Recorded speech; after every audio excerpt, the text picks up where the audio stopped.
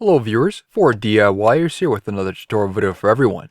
In this particular video here, I'll be doing a demonstration of how to replace the spark plugs on a 3.4 liter V6 first generation Toyota Tacoma. A similar procedure also applies to the third generation Toyota 4Runner. In order to produce this video, Bosch has been kind enough to provide me with the parts required for the replacement. Typically worn spark plugs can cause poor performance, poor fuel economy, delayed throttle response, poor idling, flat spots along the RPM range, misfire, and poor emissions. Start by opening the hood. First, the passenger side will be replaced. In order to gain access to those spark plugs, you'll need to remove the intake tube. This is done by loosening the 10mm bolts on the clamps. 3 need to be loosened. These can seize up over time due to rust, so apply some penetrating oil, then use interlocking pliers to hold the bracket where the bolt screws into in place. The connection at the throttle body, the side port, and the air box need to be disconnected along with the rubber line connecting to the intake tube resonator. Also unclip another rubber line on the side of that resonator. There is 2 wire clips that need to be disconnected on the side of the intake tube as well. Use a standard screwdriver to disconnect the retaining clip for the spark plug wires on the timing belt cover. This will give some extra movement for the wiring. First, removing the spark plug wires. There is a coil supplying each cylinder on the passenger side, and these also have a jumper wire going over to the driver's side. You'll need to use a standard screwdriver or a pick to pull the tang out, and then pull the wire connector straight up. Here's the tang that needs to be pulled away. If possible, try to wiggle it, but it can't be turned as it does have alignment slots. These wires are hard to mix up as they do have different lengths and are also numbered. I'll show you the numbering system a little further on in the video. Loosen the 10mm retaining bolts for each of the coil packs. There are 3 in total. Press the tang on the side of the electrical connector for the coil packs and then remove.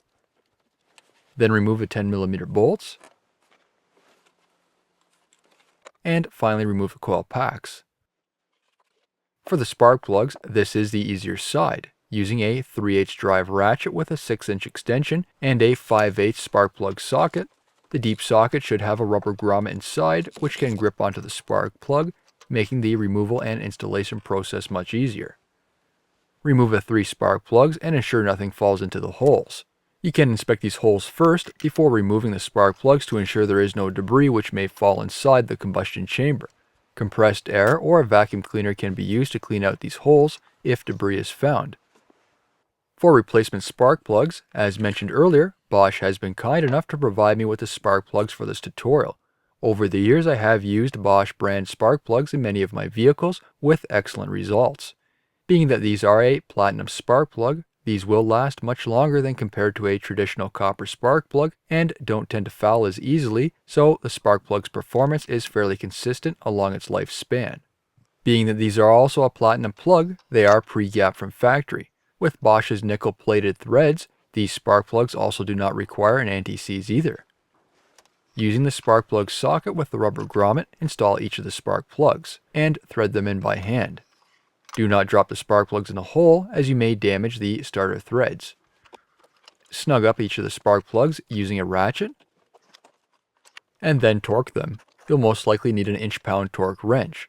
The torque specification is 13 foot-pounds or 156 inch-pounds. Reinstall the coil packs.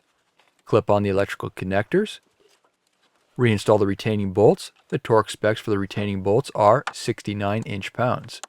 Clip on the spark plug wires, and then finally reinstall the intake boot, and then tighten down the clamps. For the driver side, this has spark plug wires instead of coils. I find it's best to disconnect the rear spark plug wire from the retaining clip to get a bit of extra movement. For the spark plug boot, twist and pull up, otherwise you can risk damaging the wires. I have already tested these spark plug wires on this truck, and I do have a video for this. They do meet within the factory resistance requirement, so they don't need to be replaced. There is a bracket which braces the air plenum. The spark plug replacement can be done without the bracket being removed. However, it can be tight. You'll need to pop out the rubber fuel line from its location on that plenum bracket. For the first spark plug, there is a ground wire on the intake, and I did loosen the 10mm bolt, then rotated the connection so it doesn't interfere with my extension and tightened it back up.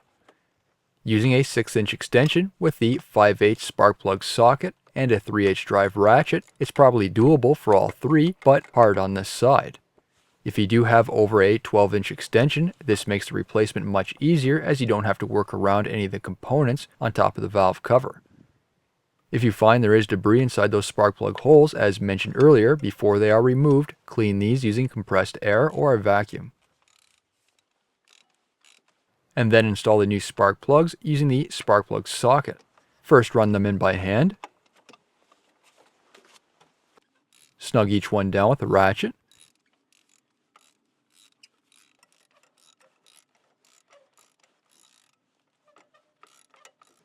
And finally torque to spec using the torque wrench. It is 13 foot-pounds or 156 inch-pounds. Reinstall the spark plug wires.